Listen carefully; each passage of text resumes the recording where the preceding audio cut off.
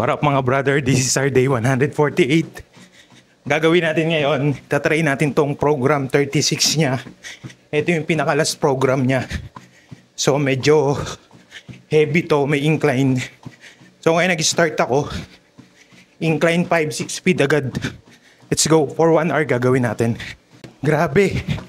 Ngayon naman mga brother, umangat siya.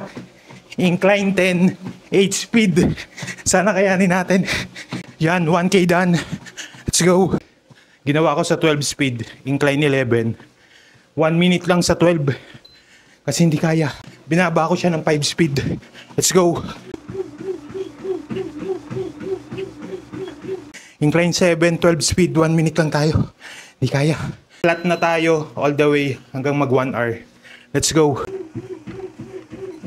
Nag-try tayo ng program 36. Hindi natin kinaya, 30 minutes lang. Pero sinusubukan natin 1 minute every cycle na palit niya. Yan kasi sobrang bigat nung incline niya. Grabe. Tapos 12 speed, 11 speed. Yan. Tatry ulit natin sa susunod.